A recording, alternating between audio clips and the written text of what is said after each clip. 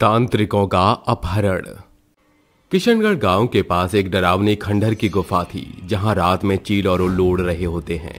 उस गुफा में बहुत सारी चुड़ैलों की टोलियां रहती थी। वहां की सरदारनी यामिनी चुड़ैल बहुत जालिम और भयंकर थी, जिसने कभी किसी पर रहम नहीं खाया। तभी वो अपनी सारी चुड़ैलों से कहती है, आज तुम्हारी सरदारनी यामिनी तुमसे कुछ कहना चाहती है। मेरा एक मकसद है, उस मकसद को तुम्हें पूरा करना होगा। बताइए सरदारनी, क्या मकसद है आपका? हम बहुत खुशनसीब हैं कि हम आपका वो मकसद पूरा करेंगे। तो सुनो, मैं इस दुनिया पर राज करना चाहती हूँ। वो शुरुआत यहाँ के पास के गांव से होगी, और अगर गांव पर कब्जा करना है तो सबसे पहले हमें उस गांव के तांत्रिकों को कब्जे में करना होगा, क्योंकि पहले भी उन तांत्रिकों ने हमारी चुड़ैलों का अपहरण किया था, उन्हें मार डाला था।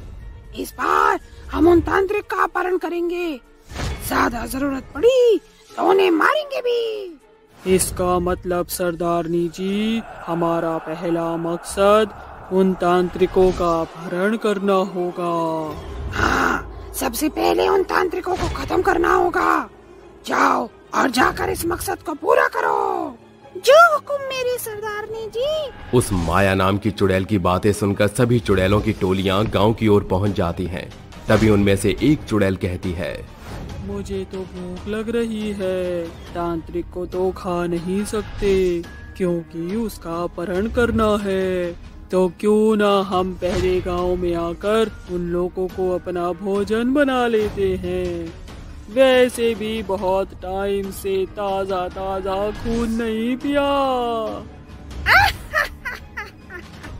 मेरे तो मुंह में अभी से ही पानी आ रहा है उस ताजा खून को सोचकर। तो चलो सब आगे बढ़ो और अपना खाना खाकर यहीं पहुंचना, इस पीपल के पेड़ के पास। एक एक चुड़ैल गांव के सभी घर में घुसकर उन लोगों को मारने लगती हैं। एक चुड़ैल के हाथ में एक औरत की गर्दन होती है जिसे वो बहुत लगन से खा रही थी। वहीं दूसरी तरफ दो चुड़ैलें एक आदमी के शरीर को जानवर की भांति खरोच खरोच कर खा रही थीं। तो कहीं और एक चुड़ैल इतनी भूखी थी कि उस इंसान के खून और मांस को भी नहीं छोड़ती है, बल्कि उस इंसान की हड्डियों को भी चूस कर फेंक देती है। गांव के लोग आधी रात में इतनी सारी चुड़ैलों का एक साथ देखकर डर जाते हैं। कोई इधर भागता तो कोई उधर भागता, तो कहीं कोई अपनों के लिए रो रहा होता। इसी बीच एक औरत मुखिया के दरवाजे पर जाती है और वहां ताला देखकर कहती है, हे भगवान, मैं तो भूल ही गई थी। मुखिया जी अगले एक हफ्ते तक यहाँ आने नहीं वाले। हाँ, अब वो तांत्रिक बाबा ही बचा सकते हैं। ये बोलकर वो औरत एक तांत्रिक के पास पहुंच जाती है और उन्हें सब बताकर उनसे मदद मांगती है। पुत्री, तुम चिंता मत करो, मैं उन सभी चुड़ैलों का विनाश कर दूंगा। तांत्रिक इतना बोलकर अपने मंत्रों का झोला लेकर गांव में पहुंच जाता है। वहां मुर्दों की भस्म का घेरा बनाकर यज्ञ करने लगता है।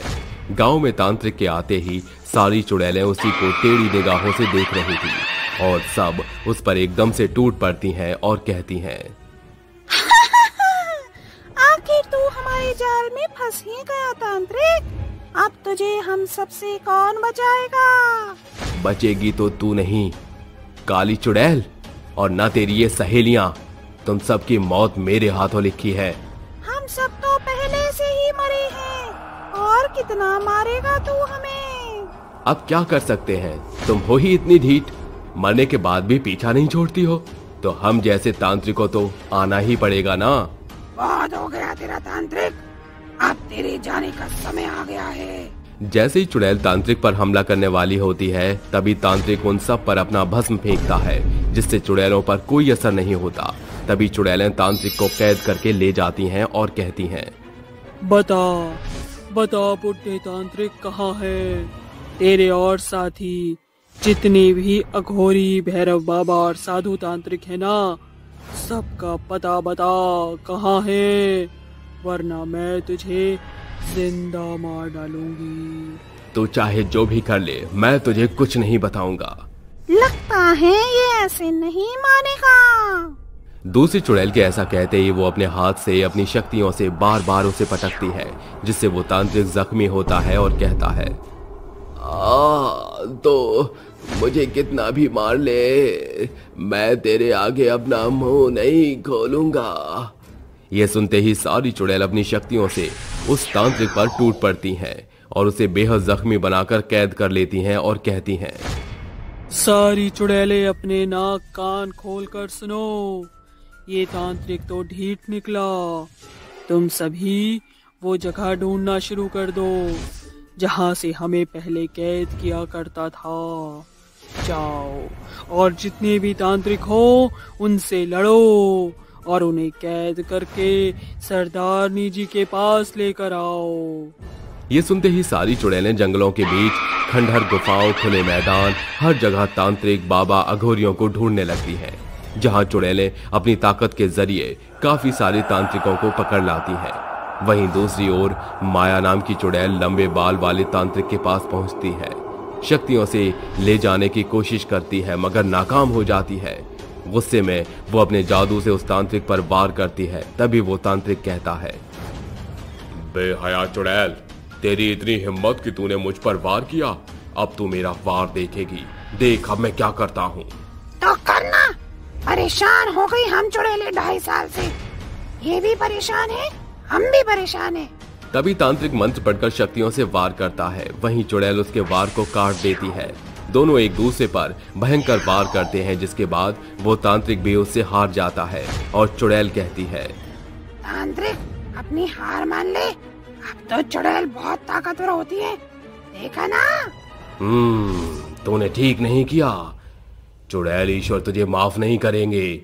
ओम गुरु नमः स्वामी ओम कृपालु चामुंडा विलोचनी गुरुआंत निमंत्रण स्वाहा। आइए गुरुजी आइए, आपकी आवाज, आपकी आवश्यकता है। अब लेटे लेटे कौन से मंत्र फूंक रहा है तांत्रिक? सोने के लिए भी मंत्र होते हैं क्या? ये बोलकर चुड़ैल माया उसे भी कैद करके सरदारनी के आगे ले जाती है।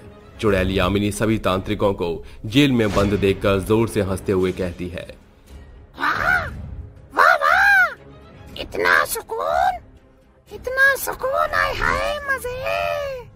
कसम से चुड़ैलो, आज तुम्हें देखकर मुझे बहुत अच्छा लग रहा है कि तुम ही मेरी गैंग हो। तांत्रिकों को बंद पिंजरे में देखकर दिल को करार आ गया। सबको जलाने की तैयारी करो। यामिनी के इतना कहते ही वो जलाने के लिए आगे बढ़ते हैं। तभी महातांत्रिक का उस गुफा में पहुंचकर सबसे पहला वार यामिनी पर करता है, जिससे वो जमीन पर गिर जाती है और कहती है, कौन है यहाँ? किसकी इतनी हिम्मत हुई जिसने मुझ पर वार किया? मैं हूँ महातांत्रिक। 200 वर्ष की कठोर तपस्या से उठकर मुझे आखिर आ जाना ही पड़ा, क्योंकि मेरे शिष्य को तुमने कैद कर लिया है और अब तुम बिल्कुल नहीं बचोगी यामिनी। वो समय था जो मैंने तुम्हें बंदी बनाया था, लेकिन आज मैं तुम्हें खत्म करके ही रहूंगा। अच्छा है, आज तो मिल गया है। देख, मैंने तेरे शिष्य का क्या हाशिर कर रखा है। सारे तांत्रिकों को आज जड़ से खत्म कर दूंगी। आ महातांत्रिक, अपनी शक्ति आजमा ले। सारी चुड़ैलों सुन लो, कोई हम दोनों के बीच नहीं आएगा। क्या पता 200 वर्ष से तेरी शक्ति एक्सपायरी डेट में आ गई हो। ऐसा कहकर दोनों के बीच एक महाभीषण युद्ध होता है। कभी महातांत्रिक उसे अपनी शक्तियों से हरा जाता, तो कभी यामिनी अपनी शक्तियों का वार और बचाव करती। कुछ देर तक महातांत्रिक अपनी शक्तियों का लगातार उस पर प्रभाव छोड़ता है, जिसके पश्चात यामिनी जमीन पर गिर जाती है और महातांत्रिक उसे दिव्य खंजर मारकर कहता है, यामिनी चुड़ैल, तूने मेरी शक्तियों को ललकार कर बहुत बड़ी गलती की थी। मेरे शिष्य को कैद कर तूने उससे भी बड़ी गलती करी थी। आखिर आज मेरे हाथों तेरा दोबारा अंत हो ही गया यामिनी।